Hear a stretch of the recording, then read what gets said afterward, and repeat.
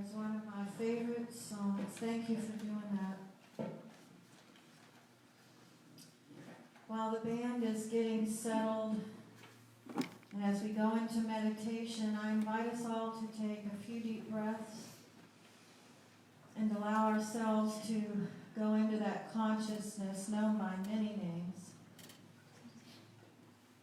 Kingdom of heaven, the place of wisdom, the place of peace. Father Giovanni Giocondo said this hundreds of years ago, that no heaven can come to us unless our hearts are willing to find rest in heaven today, right here. Not waiting for circumstances to change, but finding that place of heaven within us right now. And he said, no peace lies in the future, which is not already hidden in this present instant, this present moment.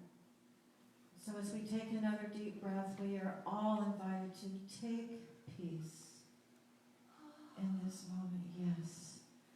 Let's all do what I just heard someone do, just peace, peace, peace. The words that we were just singing, I dreamed of rain, and the rains came. I dreamed of heaven, and heaven came. I dreamed of peace, and the peace spread over the land.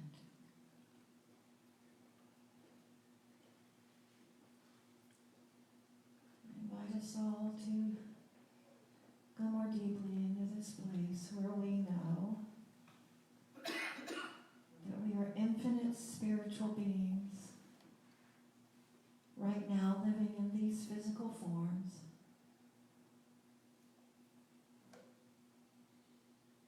And we know that we have capacities for peace and love and compassion. All of that lives within us. And so we make a commitment right here in this moment, this instant, that even when we see non-peace in the world, that we make this commitment to deepen into this place of peace within us, moment by moment, by moment, by moment. We take a deep breath.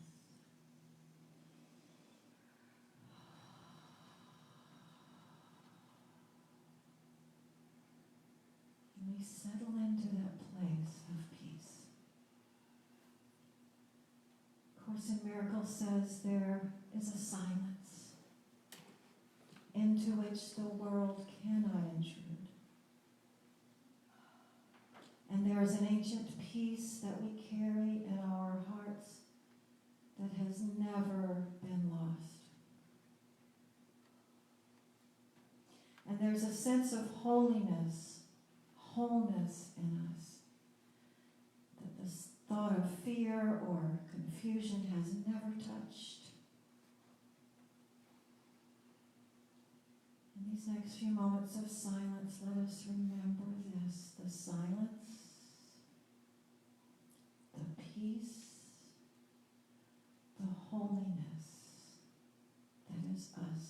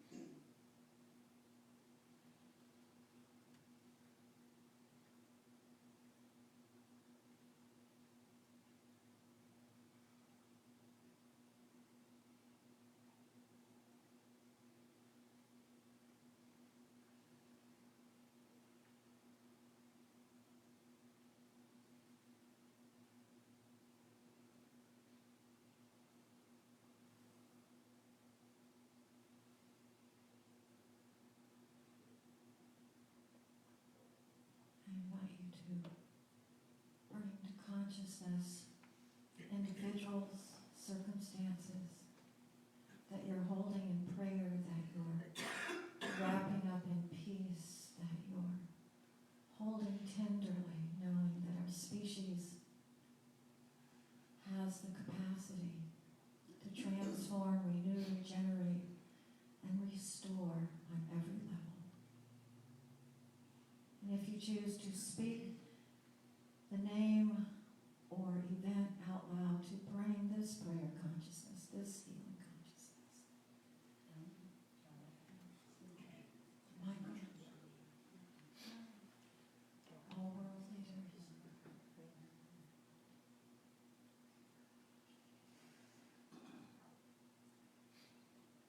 Our entire species, all life on this planet, four-legged, winged ones, the finned ones, the minerals, the waters, oceans, mountains, air, all life, the trees, the trees, the trees, the trees, that whole consciousness, like every other form of life. Peace, peace, peace.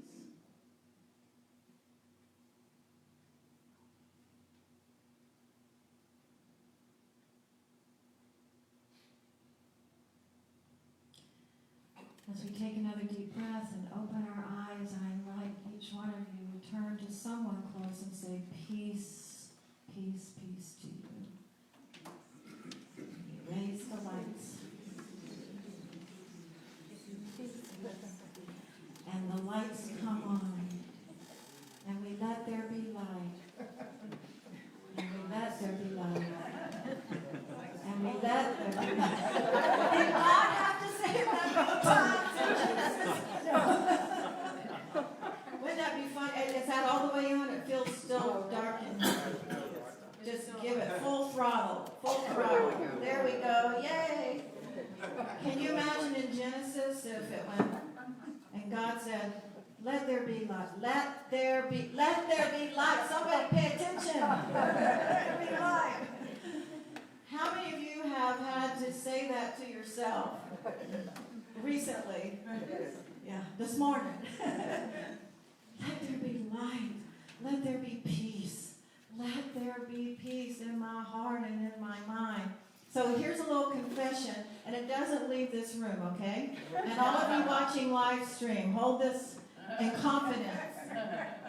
And that is, just a few days ago, I was having a conversation with Charlene. You all know Charlene, love Charlene. And I was telling her, there's somebody, I can't read their Facebook post right now.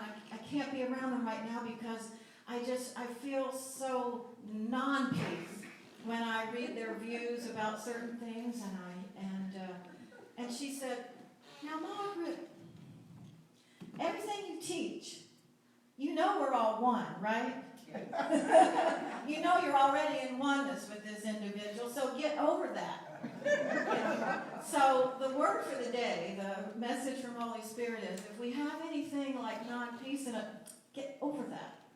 Okay, are we all in agreement? What? Because what we're about, as being the light of the world, is being the atmosphere of peace. That's whatever atmosphere that we are, that's what we're walking in, and that's what we're spreading around, like seeds. So if I'm in non-peace, you don't want to be around me right now, because I'm spreading seeds of non-peace. Or if you see me spreading seeds of non-peace, you hold me in prayer. Or you say to me what Charlene said, girl, with everything you teach, you ought to know we're all in oneness, even with the ones that we're having a little bit of trouble with right now. We all are peace. And we all are peace. I am peace. I am peace. That's the capacity. Maybe right now out of balance. So we hold each other in this consciousness of knowing the truth of who we are, even when we're pretending that we're not peace, that we're not light. One of my meditations I had years ago, and it revisits me often, is the message came to me in meditation, are you willing to stop pretending that you don't know who you are? Think about that.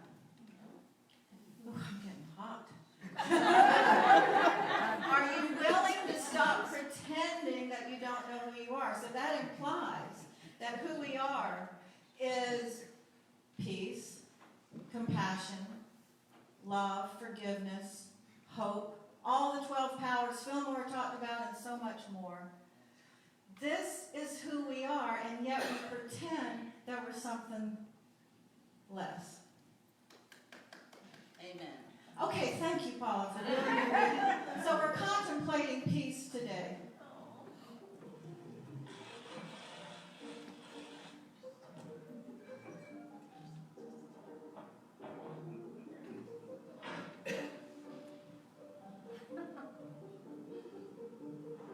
Now, where are you off to? I'm going to find out. Ah, I see. Well, dinner's at 6. Don't be late.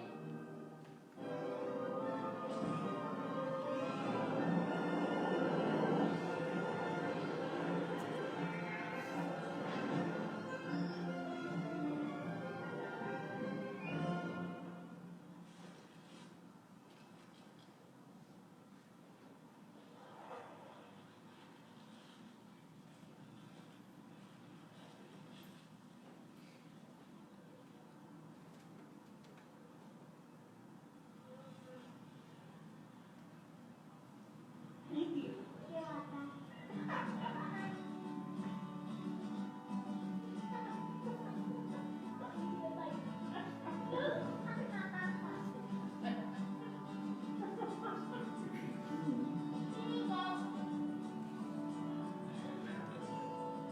Thank you.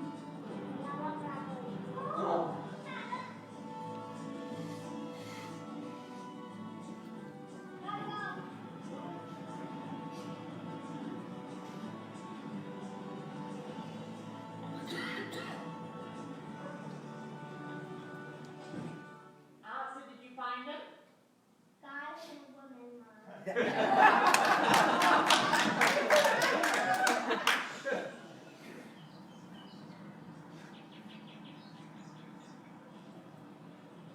Why are you in such a good mood? I just ate Twinkies in the park with God. He's much younger than I expected. Isn't that great? That's from the Church of Facebook. Don't you feel peace when you do the smallest acts of kindness? Doesn't it bring you peace? Because sometimes I ponder, how do I feel peace when I'm in non-peace? And believe me, I pondered that this week preparing for this talk. How do you talk about peace when I'm not always feeling it? And part of the way I do that is I confess to you that that's the reality for all of us. So what do we do to create peace when we're feeling non-peace? This demonstrated some of what we can do. You know, look for God everywhere. Mindy Tucker practices saying I love you in her mind as she passes people on the street. You know, practicing being an atmosphere of peace everywhere we go. And I'm still practicing, aren't you? Yeah. So this is just a little demonstration of, you know, how hard is it to do a small act of kindness?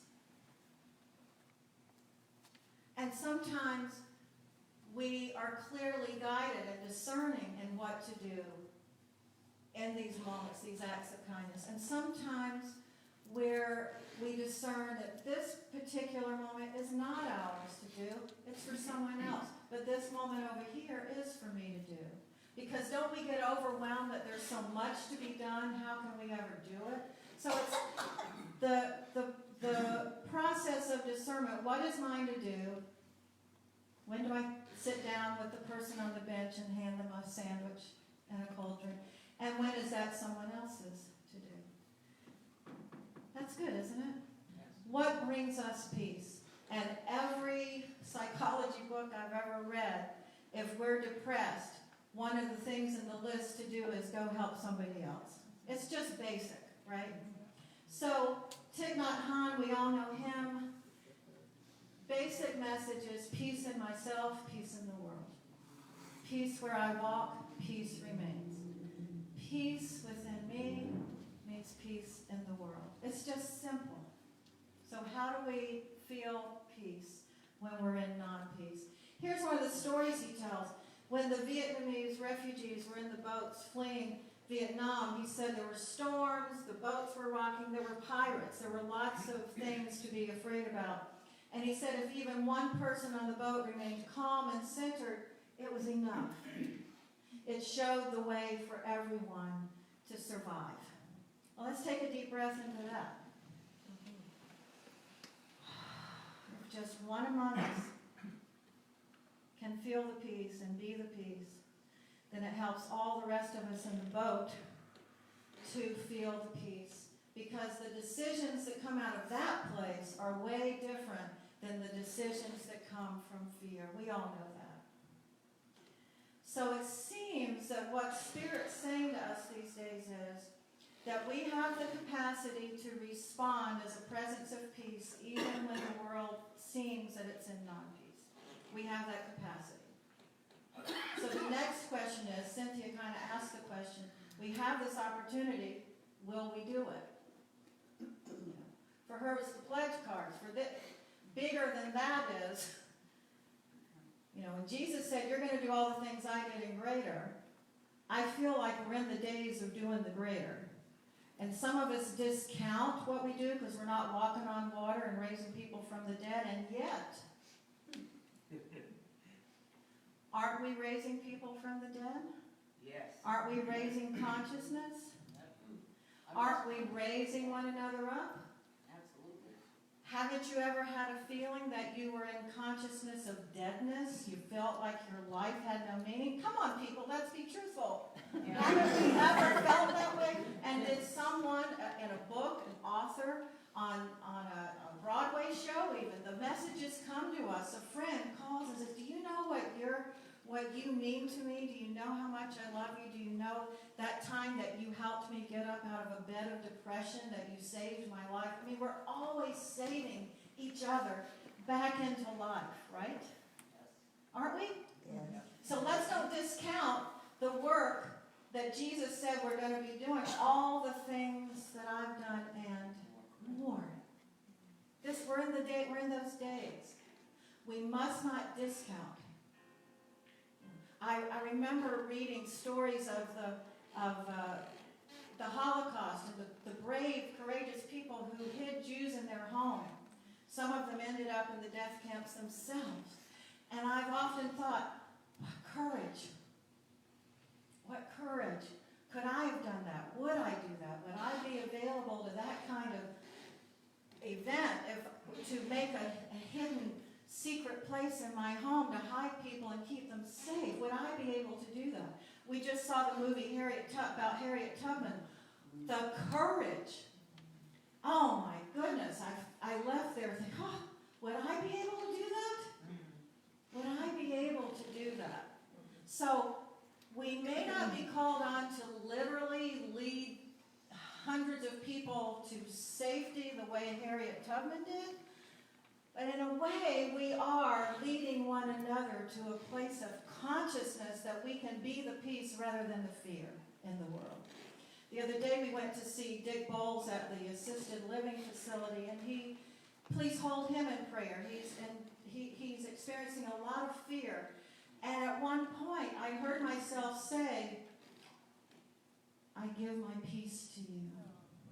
And I realized that's what Jesus had allegedly said. Peace I give unto you. Peace I leave with you.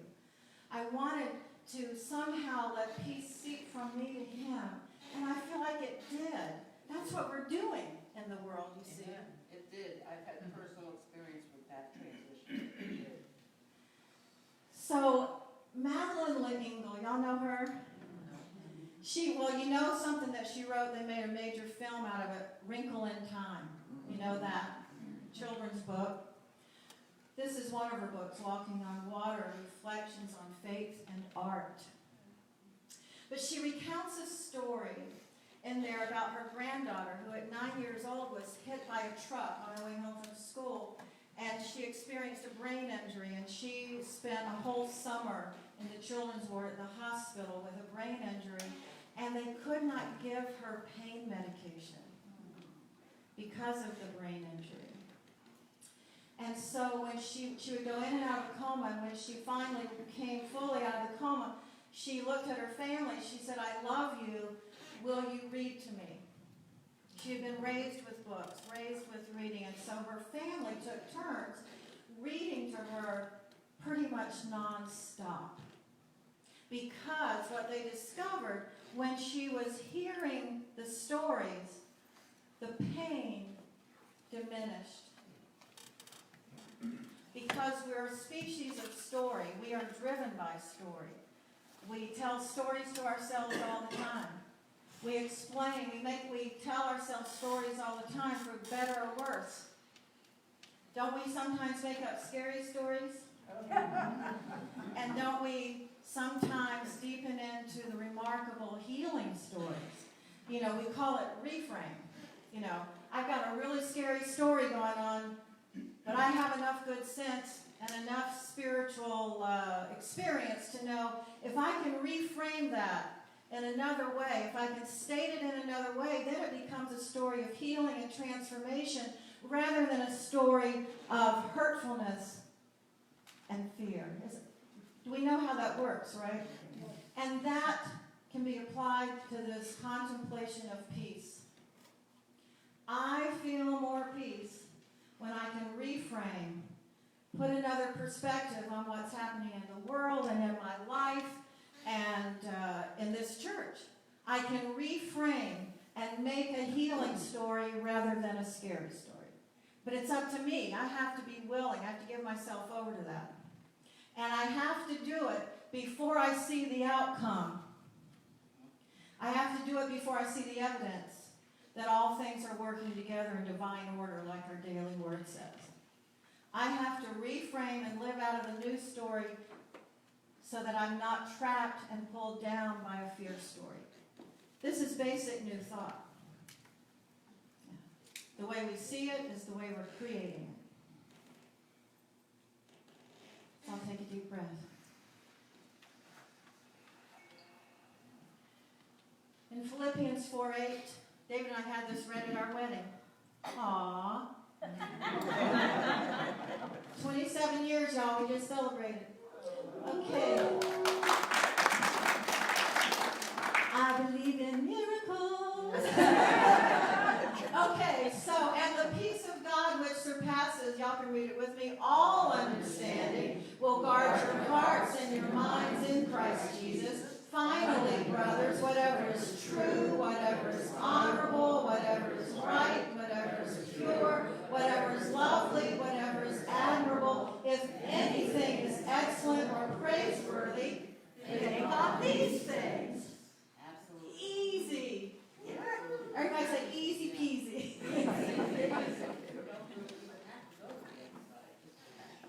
This is talking about a consciousness. It's talking about a consciousness that's been demonstrated by many, many human beings throughout the ages. The one that we know is Jesus demonstrated this consciousness. We call it Christ consciousness. It could just as easily be called Buddha consciousness, love consciousness. It could just as easily be called White Buffalo Woman consciousness. It's the consciousness that sees the bigger picture and goes to the place of peace and wisdom rather than the place of fear. Amen. And we have the choice. Think on these things. But I know y'all aren't doing this, but I, on occasion, think on the other things. I see a newspaper, I see a news report, I hear something upsetting, I see something on Facebook, my fingers want to fly across the keys, but I back away from the keyboard, usually. Think on these things. Think on the things that are worthy of praise, that are admirable. Think on those those things, because there's so much more good happening in the world than there is the fearful stuff. Amen. Yes. Woo! We have an amen from the other side of the house. So, in this book, Be Ye Transformed, I want to bring this to a close because we have a lot to do this afternoon. But this writer, Elizabeth Sand Turner, she wrote several books. This particular one, Be Ye Transformed. I just want to read to you a few things that she had to say, and she quotes Charles Fillmore. She says, this is Elizabeth speaking, and she's talking about the book of Revelations, which can be pretty scary if you read it from that perspective. It can also be very empowering. So she says, we cannot avoid our destiny. Let's all breathe into that. We cannot avoid our destiny. It is a crucial moment in our life when we undertake the difficult task of soul unfoldment. There's a moment that comes when we realize, oy vey, I'm awakening. I'm going to have to look at some difficult things. I'm going to have to look at some generational patterning. I'm going to have to look at some cultural fear in my soul unfoldment. I'm going to have to make a decision. Am I going to stay tuned into the cultural, family, generational fear? Or am I going to be transformed? I'm going to let my mind be transformed and become new in this higher consciousness? Or am I just going to keep on recreating the pain and wounding of my generations? These are important questions. She says this state of awakening, of soul unfoldment, is called the glory of God. Amen. What are we? We're the light of the world, where your light shows a whole lot more when we give ourselves over to the soul unfoldment. She says, it happens, this soul unfoldment, this awakening. We move into this glory of God just when we let it happen. You know, I was raised with the idea it wasn't going to happen unless I answered the altar call, unless I went through a process of being baptized and joining the church. You know, this was a Baptist church before Unity took it over, and these are prayer rails right here. A lot of you don't know that. These are made for kneeling. Did you know that? Yeah. So I was raised, my soul unfoldment won't happen unless I join this church, unless I do this process. She says, this soul consciousness, this unfoldment of soul consciousness happens when we let it happen. She says people all over this earth are coming into this new Jerusalem consciousness. You might call it kingdom of heaven consciousness.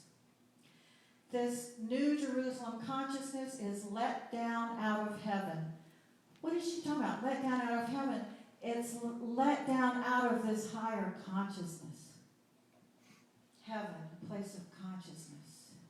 People all over this planet, or she doesn't say planet, but people all over the world are being, she says, renovated and purified by the inner life current. Oh, this is Fillmore now speaking. The clue is he talks about the inner life current. They're being renewed, renovated, purified by this inner life current, entering our bodies, through our minds, that are letting the glory of heaven shine through us. Now that sounds lofty. Sounds like something that was reserved only for Jesus or Buddha or all the other great saints. Our founder, Charles Fillmore, and all the other great teachers I've ever read, we are intended to step into this state of glory consciousness. And Elizabeth Sands Turner says, you just have to let it happen. So if it's not happening in me, I must not be letting it happen. It must be me that has to do some inner work. It must be me that has to take responsibility if I'm not feeling peace. And here's the last thing I want to end with is, a lot of us usually don't think about peace unless there's an absence of it. It gets our attention. You know, we're in turmoil. We're in a fear state. We're in a state of unforgiveness. And I don't feel peace. And so feeling the absence of it alerts me, oh, I still must have some work to do. That's shocking. I must have some renovation work to do, like Fillmore says. I must need some renovation. You know, my R words are to be restored, renewed, and regenerated. Now I'll add renovation. We're being renovated. There's this one little key, just like when you hire an architect, you hire somebody to come in and refurb your bathroom. What do you have to do? You have to sign a contract, right? You have to have an exchange of energy called money. But this idea of I have to let this glory of God consciousness be alive in me, what Fillmore called these currents of life. I have to let that happen in me. And if I'm in a state of being upset or fearful or unforgiving, then I'm not letting the glory of God consciousness be alive in me. I feel like I'm preaching today. So let's take a deep breath and give thanks that we have this awareness. You know, we have this awareness that even when the world looks like it's in so much trouble, we have this awareness. Oh, I remember. I'm called to do all the work that the great ones did and more.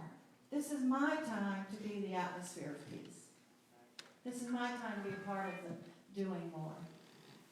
So again, deep breath.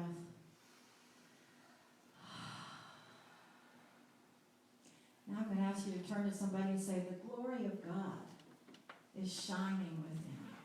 Namaste.